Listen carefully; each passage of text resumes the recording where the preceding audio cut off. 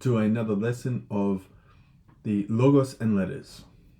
You know what? I reckon I said hello too quickly and it's going to cut this out. But anyway, we press on. I'm just going to do a quick lesson here to wrap up this paragraph. I was tempted to just push through, but it would have been like a 30-minute lesson, and I try to avoid that because this stuff is it's not like easy, casual going viewing. So let me just do a quick lesson here. So tous gar ton epistemon me panu katakontas ala yukane dus ontas fascine hexine kain kai toi dia kainetai ke pos kataten epistemen e kairon e beltion. So a translation of this, what does it mean? Pretty much we've talked about how knowledge is hard to move, right? We've said knowledge is difficult to dislodge unless for disease or some serious injury or something like that. So let me point out how the philosopher addresses this point. He says there are some men, humans, tous gar ton epistemon me panu katakantas, right? Who do not really have much knowledge, okay? Or it is the case that it is easily moved, right? That expression, that sort of idiomatic way of communicating there is saying like there are some people who do not have the scientific knowledge of maths, logic, poetry, narrative writing, grammar, syntax, these things, okay? They don't have that sort of education. And he says it's easily moved too, the case that it's easily moved. And that suggests that even if they do get taught those things, either by disinterest they don't remember, or by some condition they don't remember, or by failing on the teacher's part they don't remember. So these cases, these men are not said ufasin hexain ekhain, to have a habit, because knowledge, science in that way is a habit, and we're saying it is, in this case, it is not a habit, because the knowledge isn't actually had properly, okay? And if it is had, it's had improperly, in this not sufficient way.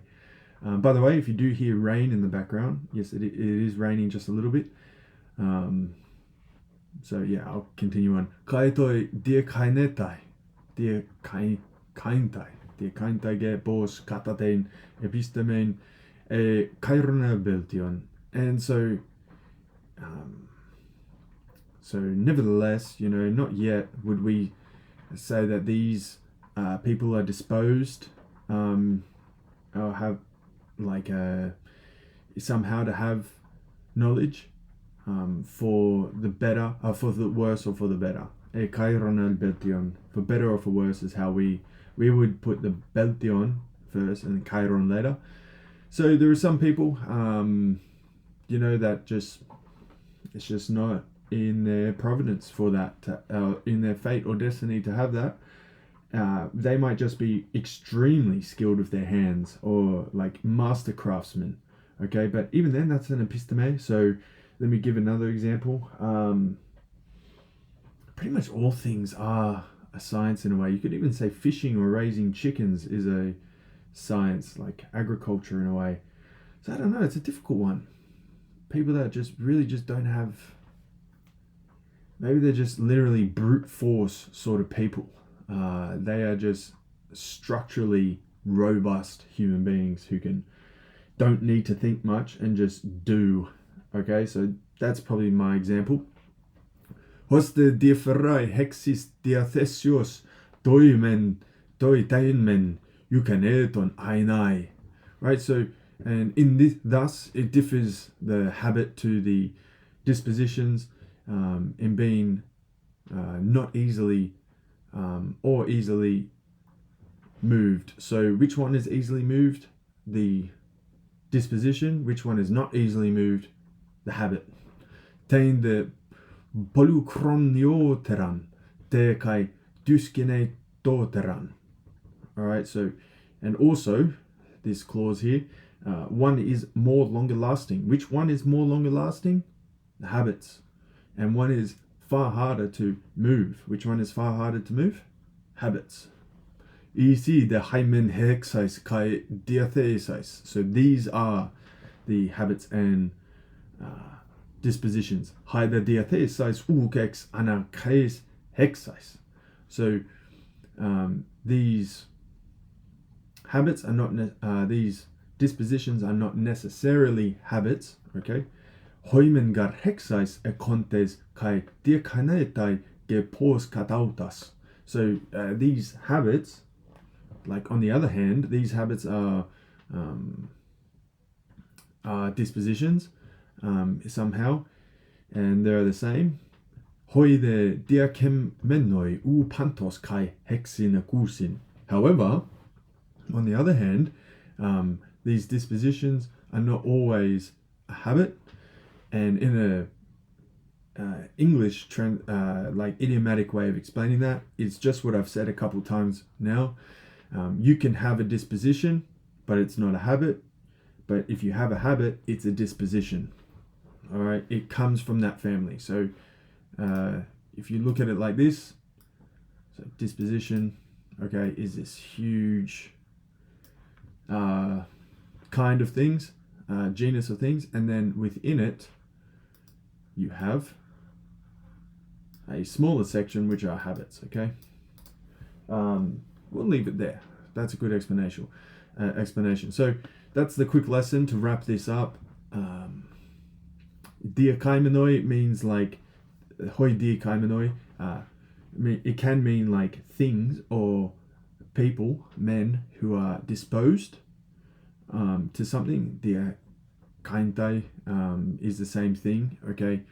And yeah, so if you're disposed towards something, it doesn't necessarily mean you have the habit of it yet.